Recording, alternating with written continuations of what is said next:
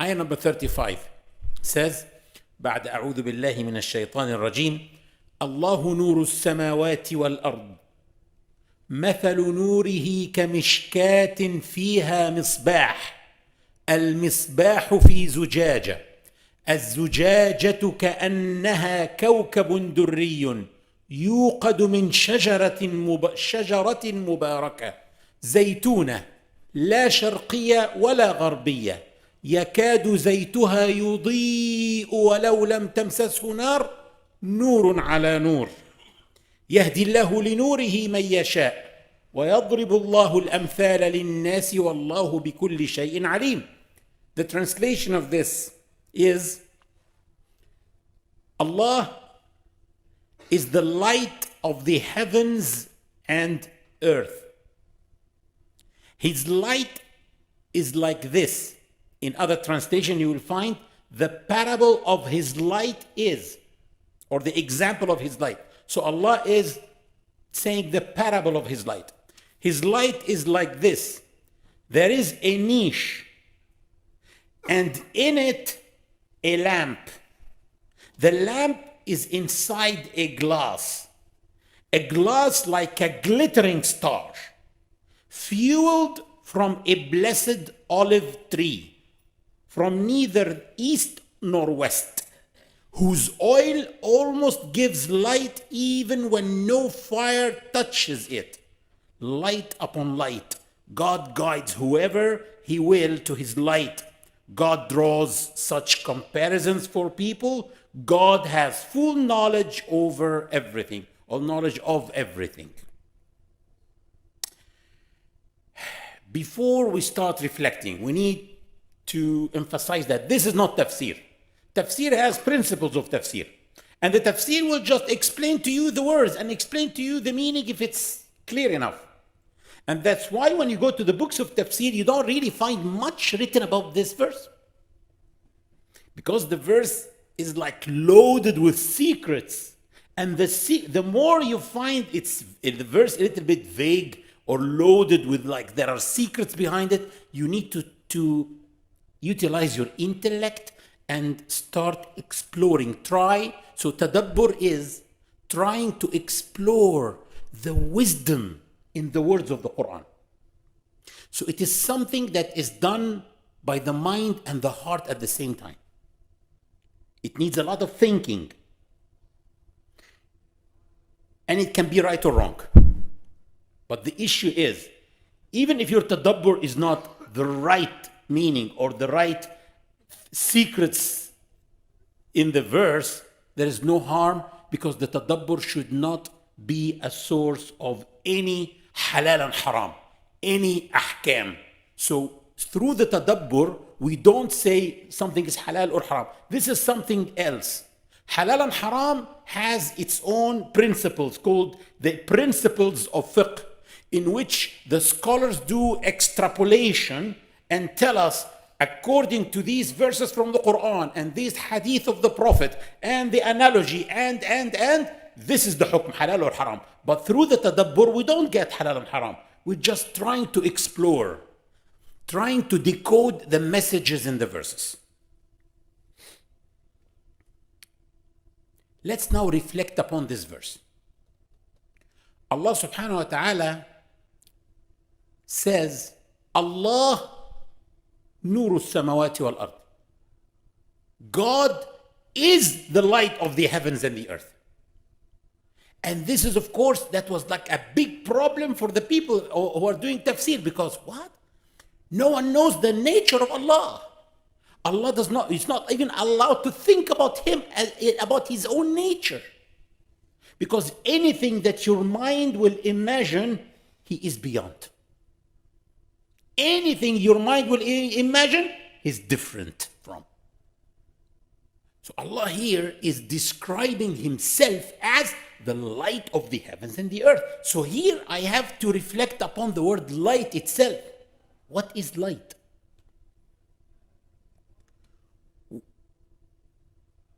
When light exists, we can see. But when there is no light, we cannot see. But we cannot see the light itself. Can you see the light now? You cannot see the light. But without the light, you cannot see. So Allah says that He Himself is the light of the heavens and the earth. So by Allah we see the truth. Without Him, you cannot see the truth. And there are many people who don't know Allah and they are doing good things, but they don't see the truth. This is one thing. Actually, Lady Aisha asked Prophet Muhammad ﷺ when he returned back from the Isra, from the ascendance, Isra al-Mi'raj. She asked him, هل رأيت ربك? هل رأيت ربك? Did you see your Lord? He said, نور أنا أراه. He is light. How can I see him? Which emphasizes what I'm telling you. You cannot see the light. But without the light, you cannot see. Who among us right now can not see, even with the existence of light? The one who shuts his eyes. The one who forces on himself that he doesn't see. So Allah exists. But some people with the existence of Allah, still they shut their eyes because they don't want the light. And they don't want to see the truth. That's why in my deep inside I believe that atheism, which is to believe that there is no God at all, that it is impossible to have a God, is a psychological problem. It's not something that has to do anything with intellect or the way of thinking at all. It is psychological.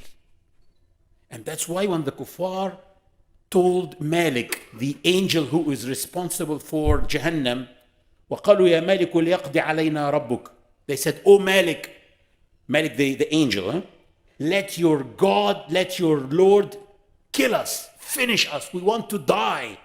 In Jahannam, they cannot. They can't bear the torture, the torment. So they ask Malik, the angel, to ask Allah to kill the people in Jahannam. And the angel tells them, لَقَدْ جِئْنَاكُمْ بِالْحَقِّ وَلَكِنَّ أَكْثَرَكُمْ لِلْحَقِّ كَارِهُونَ. You are staying because we came to you with the truth, but you did not. He didn't say, but you didn't understand. He said, but you hated it. You hated the truth. It's not about understanding, believe me. It's about hating the truth. From these few words in the beginning of the ayah, the message to my heart is, open your eyes. Open your eyes in order to see the truth from falsehood. Allah is the light of the heavens and the earth. The message here is, open your eyes. Because with the light of Allah, you can see good from bad, and good from evil, and truth from falsehood. Actually, when you see here, this verse is number 35, Allah did not start the surah with it, even though the surah is called Surah An-Nur. But it starts with what? Ahkam, laws, punishments. Allah spoke before this ayah about sins, very awful sins like zina, adultery, fornication, slandering chaste women. He spoke about the punishments of every one of these sins and crimes. And he spoke about due process, how to have the right due process when you are prosecuting a criminal, the number of witnesses and these issues. Allah even spoke about the types of people. When he spoke about the slander, he spoke about the types of people. There are mu'mineen, There are people who are able to shut up the slanderers, and there are people who are weak, and there are people who are hypocrites. So Allah spoke about the types of people also. And then Allah spoke about etiquettes. Etiquettes of entering houses, etiquettes of entering public places without permission, and so on. And then Allah spoke about the human struggle against poverty, about freeing slaves, about emancipation, about exploitation. When Allah spoke about those who force their girls to work as prostitutes, that was exploitation. When Allah spoke about those who ask their masters to write for them an agreement, here it's a struggle against racism and against slavery. When Allah spoke about the marrying young people, even if they are poor, here speaking about the struggle against poverty. So after all these things, Allah brought this verse to us. Allah is the light of the heavens and the earth. So after all these things, when the verse speaks about the light, one feels like, oh, I really needed this. I really need to wash myself. After 34 verses, talking about rulings and laws and punishments and due process, Allah is the light of the heavens and the earth. It's like washing yourself. The universe itself is getting washed with this light, the light of Allah. Light is so important. When someone is traveling from one city to the other and there is no light in the road, he really needs the light of the car, because there is a lot of curves and pits and stuff like that. He really needs the light so much. If the lights go off, definitely there will be an accident. We are travelers, brothers, traveling back to Allah. Inna lillahi wa inna ilayhi raji'un. We belong to Allah and to Him we are returning. So we are in this life traveling back to Allah. Without the light, the accident will definitely happen. So we really need Allah in our life in order to see in this journey back to Him, or we won't reach our destination. See, the Prophet ﷺ, when people stifled him from every place and they rejected him here, stoned him in At-Ta'if, and what did he do? He sat down and he cried and he said, أعوذ بنور وجهك الذي أشرقت له الظلمات. I seek refuge with the light of your face, which lightened or shined upon or lightened all the darknesses. He's seeking the light. So here in this life, we seek the light. Light helps you see, which means light gives you the vision.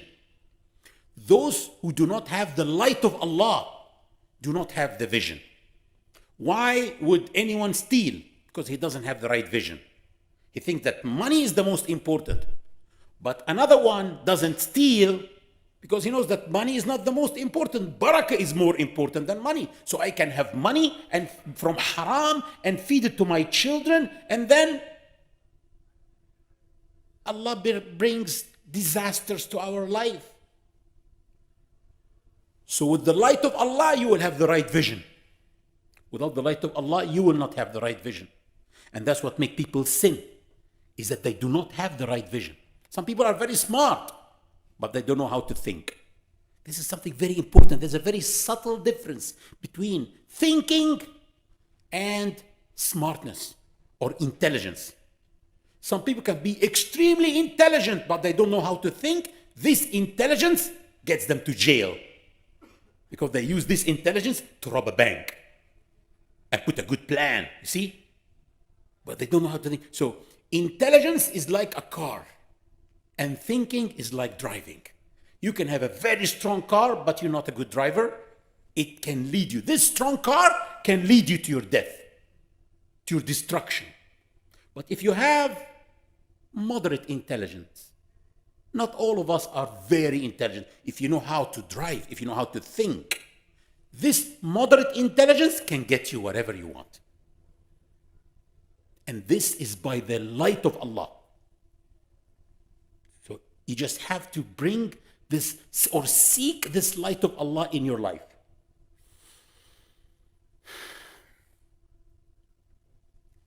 So Allah here, when He says Allah is the light of the heavens and the earth, this is so important. So here Allah did not leave us like that. He said, مَثَلُ نُورِهِ, the example of His light or the parable of His light, which means this is so important to understand. So He is further explaining to us.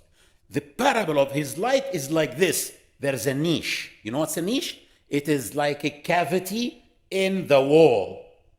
When people used to have lamps lit by oil in order to use for lighting, I mean, they used to put it inside cavities, which called niche, so that the air currents don't put the lamp off. So they make a cavity in the wall, this is niche, and then a lamp. And the lamp, Allah says, is enclosed in a glass. And the glass is like a shooting star. So subhanallah, Allah talks about something extremely important. The light of Allah. So He started to give you an example. A niche, a lamp, and the lamp is in a glass. But don't think that we're talking about something small. Get out of the box. Just the glass is like a shooting star. And then He says, lit from a blessed tree. What is lit from a blessed tree? A star? No, the lamp. Back again to the small example. See the beauty of the Quran and the eloquence of the Quran. Again, a niche, in it there's a lamp. The lamp is enclosed in a glass. The glass is like a shooting star, a glittering star. Lit from a blessed tree. Again, talking about the lamp.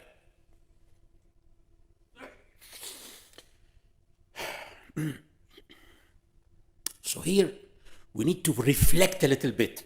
We have many things to reflect upon. We have a niche. What is the niche? The cavity. Something that protects from air currents. We have a lamp. Something that illuminates. We have a glass. And the glass can be different. We can have a colored glass. I can have a transparent glass or a non-transparent glass. And every one of these types of glass can give you a different effect to the light. We have a niche, we have a lamp, we have a glass, we have a glittering star, and we have oil of an olive tree, and we have the olive tree itself. We need to reflect about these things.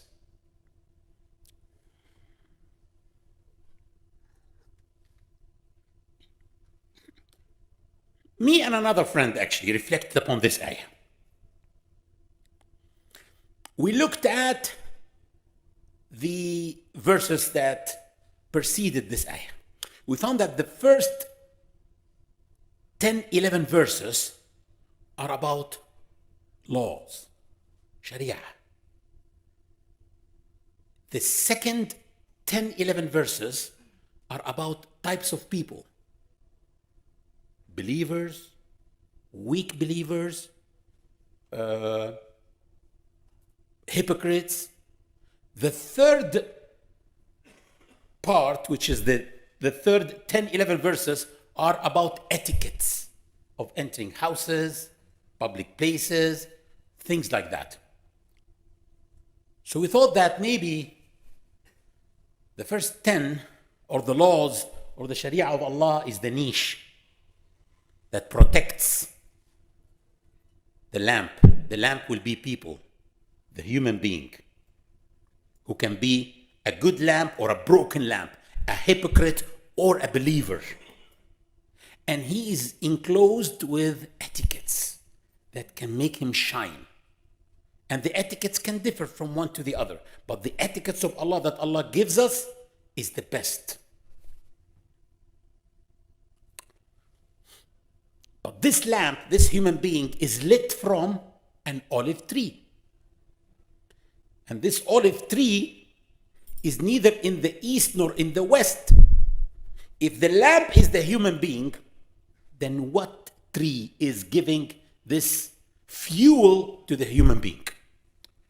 We really thought a lot. Olive tree. Wow. Why olive? Okay, let's see where else there is olive in the Quran. We found that there is a verse in the Quran that says, وَالتِّينِ وَالزَّيْتُونِ وَطُورِ سِينِينَ وَهَذَا الْبَلَدِ الْأَمِينَ. Allah is swearing by the fig tree and the olive tree, or the fig and the olive. And then Allah next says, وَطُورِ سِينِينَ, and the Mount of Sinai, وَهَذَا الْبَلَدِ الْأَمِينَ, and this blessed city which is Mecca. Fig, olive. Mount of Sinai, where the Torah descended on Moses. Mecca, where the Quran descended on Muhammad. What is teen? Teen, in the Israelite traditions, stands for the Israelite Ummah. And if you go to the book of the Christians, you find that the story that Jesus was walking with the disciples, he found a fig tree. He wanted to eat, he didn't find any fruits. He cursed the tree, and the tree just went dry immediately, momentarily. And even his disciple says, wow, he cursed the tree and the tree just dried immediately. In the Quran, there is a verse that says, لُعِنَ الَّذِينَ كَفَرُوا مِنْ بَنِي إِسْرَائِيلَ عَلَى لِسَانِ داود وعيسى بن مريم. That those who committed kufr from among the sons of Israel were cursed by David, and Jesus, son of Mary. So if the fig is the Israelite Ummah, then the olive will be the Muslim Ummah. This is our tadabbur. So the human being, the Muslim, has always to be connected with his Ummah. Cannot work alone. He needs the niche, the laws, the halal and haram. He needs the oil, the fuel being connected to his Ummah, and he needs the etiquettes, which is the glass.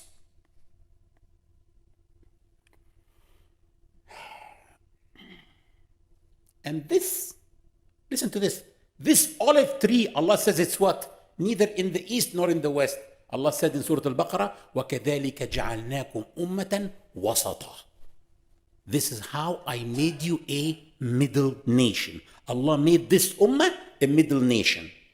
And in this verse, this olive tree is neither in the east nor in the west. You know where is this in Surah Al-Baqarah? It is the verse number 143, exactly in the middle of Surah Al-Baqarah. 286 verses, divide by 2, 143, exactly in the middle. وَكَذَلِكَ جَعَلْنَاكُمْ أُمَّةً وَسَطًا. I have made you a middle nation, a moderate nation. It is very, very easy to be extreme. And it's very difficult to be always moderate.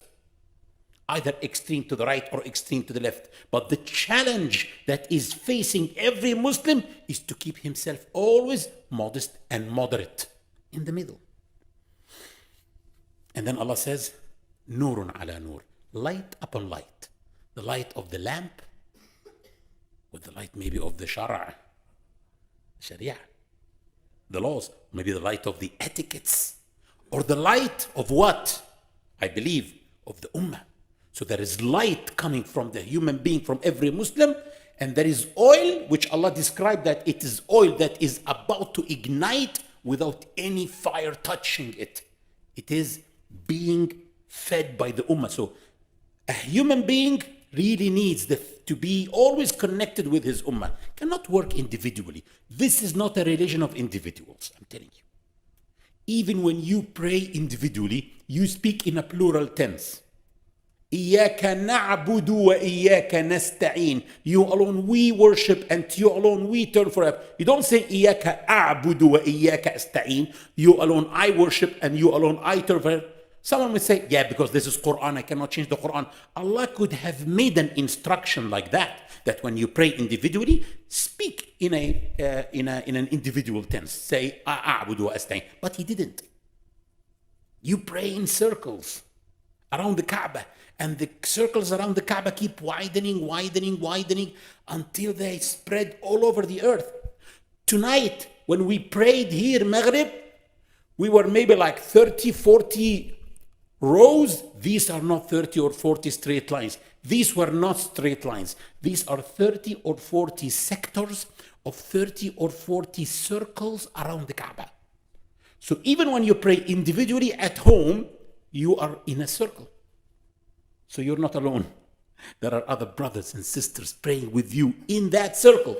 It's true that they are not just next to you, but maybe on a boat or a mountain, maybe in China, maybe in Denmark. But you are a part of the ummah. Light upon light, nurun ala nur. This is so important.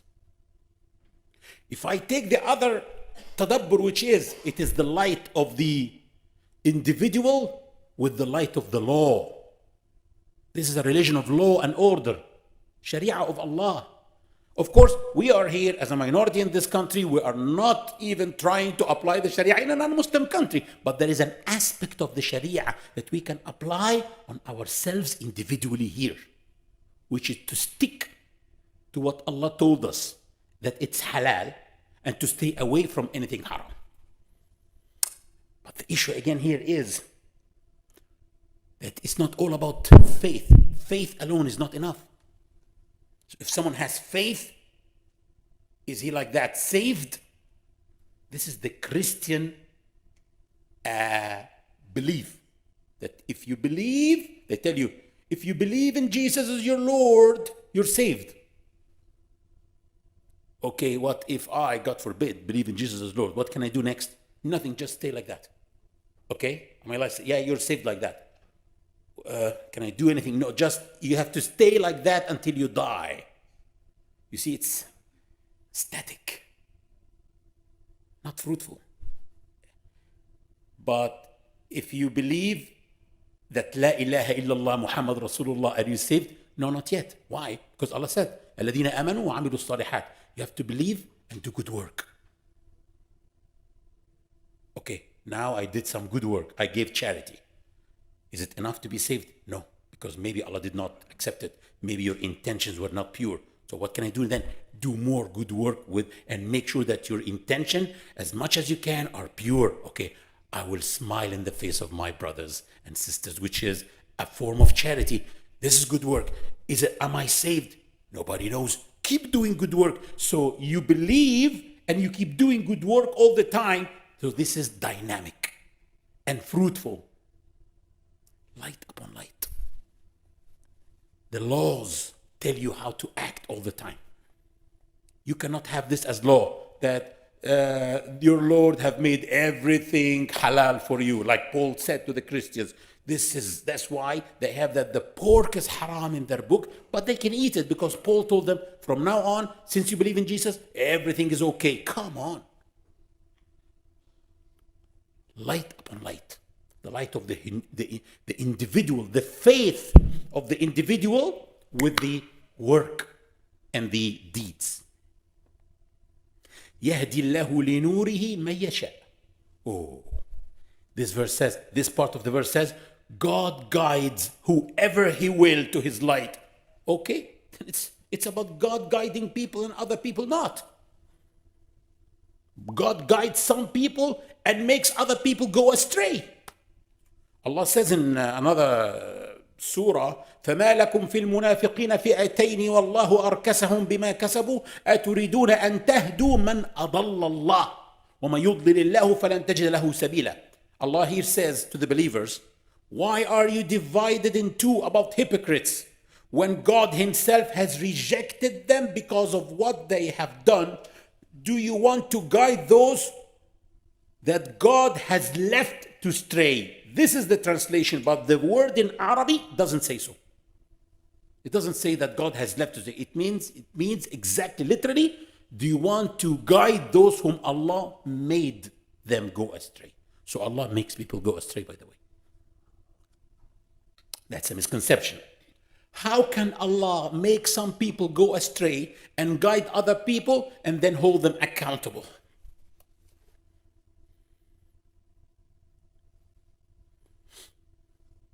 Allah makes some people go astray, but not on personal basis. There's nothing like everybody whom their names start with a K will go astray. There's nothing like that. Or everyone living in E15 will go astray. There is nothing like that.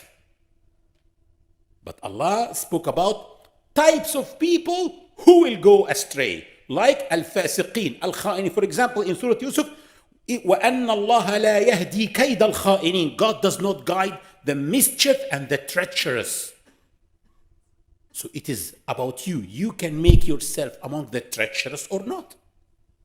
So Allah said that the fasiqeen, that the zalimin, that the kha'inin will go astray. But you can get yourself in those groups or not. So again, it's you who can get yourself into the guided group or the dalin group, the astray group.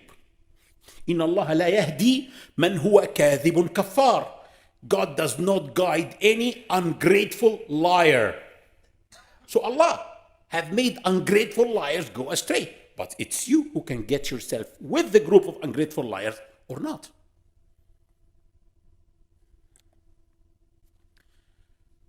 It's again, I know that was like too deep maybe, or some people may think that I'm a little bit superstitious. It's up to you. I'm not saying that what I'm saying is right. I'm telling you this is my tadabbur and the tadabbur of someone else, that we started to reflect upon the verse, because it was astonishing that in some verses, the verse, which is a very short verse, is explained in some books of tafsir in 36 pages, and this verse wasn't. It's an amazing verse, but the tafsir cannot give you more than just literal meanings. But we need to reflect upon it. Try to reflect upon it. Try to find anything else more.